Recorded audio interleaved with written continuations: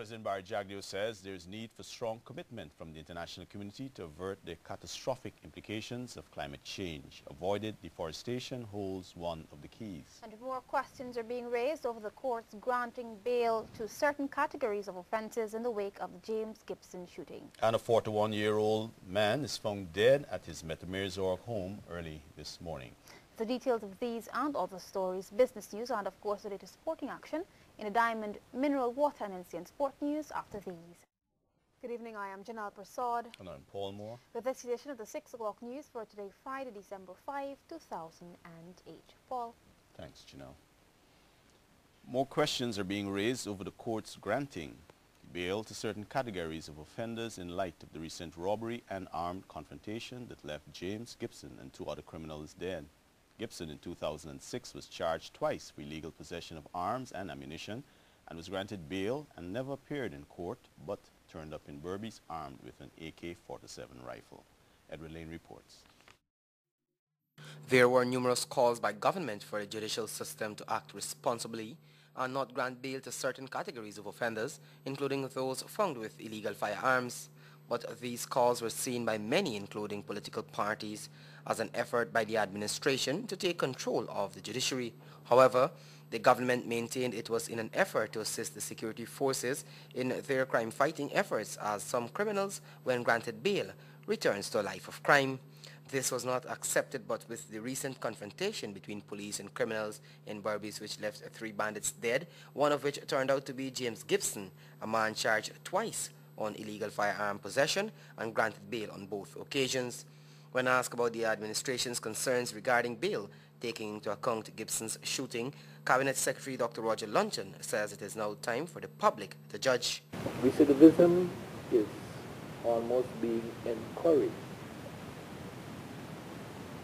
and bail, although being challenged by state prosecutors, is often granted, and the end result is that offenders who might have been safely accommodated at the state expenses are on the road and preying on innocent blind youth. He, however, noted that the authorities will continue to debate over granting bail to certain categories of crimes. The matter will continue to surface because criminals will continue committing crimes. The police and the law enforcement agencies would, of course, continue apprehending them, and whatever basis for them to be given bail, notwithstanding the reluctance of the prosecutors to countenance them being free on bail, I suspect that will continue. In 2007, Gibson was arrested at the Rossignol Sterling with an illegal firearm, which was stolen from the Rosal police station during a robbery. He was charged but was later placed on bail, after which he was jointly charged with sedition accused Oliver Hinkson for being in possession of arms and ammunition at South Royvelt the same year. Again, the man disappeared after being placed on bail. He was never found until last week, when he was shot and killed along with 2 others at Rosal during a shootout with the police.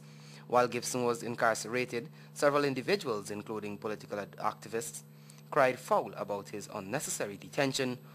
All the truth be told, Gibson was last Friday cut down in a hail of bullets when Berbice police responded to an armed robbery on a fisherman and his family at the Rosal foreshore. Edward Lane, the 6 o'clock news. The case of accused Guyanese drug dealer Shahid Roger Khan has gotten wider as its current and former attorneys are fighting their own battle. Stephen Bonstein, Khan's new lawyer, wants a judge to deny Robert Simmels, the former attorney for Khan, access to case information that could help Simmels in his own witness tampering case. Simmels had represented Khan up to September last, when he was nabbed by federal prosecutors on charges of planning to eliminate a witness in Khan's trial. Carib World News has reported that Bonstein wants the judge to deny Simmels' requests that he, Simmels, wants to use to prepare his own defense, noting that it could jeopardize Khan's chances. He further argued that exposure and use of this information by Simmels will create for the U.S. government a roadmap for Khan's defense and undermine his ability to lead evidence for the accused. Several maintenance projects are currently ongoing to improve the condition of the Demerara Harbour Bridge. As part of an intervention by government, some 2,000 deck plates arrived to replace those which have deteriorated on the mile-long span. More from Sharda Lal.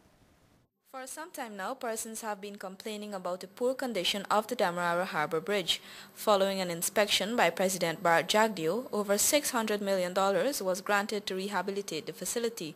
As part of this effort, Courtney Benn Construction Company was awarded a contract to supply 2,000 deck plates measuring some 10 feet long. General Manager of the Harbour Bridge, Ralston Adams, says 2 technical teams have been devising a strategy to replace the old plates. This process is likely to commence on Tuesday, and Adams estimates that the works may last for 3 months, depending on the time that it takes to deliver the new plates. So we're hoping that immediately once these things are offloaded, we've already set the mold up, had all the specifications for the bridge, for the units in terms of its dimensions and the spacing of the decks. We had a discussion early in the week with Mr. Benn. So what we're hoping is that Mr. Benn will later in the day start fabricating the first 2 samples, so engineers can then come inspect it, we verify, sign off, and then we go into full production. The general manager says engineering teams are also working to repair several pontoons. However, he notes that inclement weather has provided a challenge since the repairs are done in an open environment. As such, engineers have been tasked to work with a tight schedule which requires maximum output. We're fabricating the last of the 4 pontoons, and we hope that once that pontoon is completed, we can now double the pontoons for rehabilitation, because right now we only send them 1 at a time, and that's because the facility here can only accommodate 2. So we're fabricating 1 and rehabilitating 1. So once we finish this fabrication of the last one, we'll be able now to do 2 at a time. So that will speed up the delivery of the rehabilitated pontoon. In the meantime, Adams is assuring commuters that the maintenance works will not interrupt access across the bridge. He says that these will be done during retraction and on weekends when traffic flow is light. Reporting for the 6 o'clock news, Natasha Smith.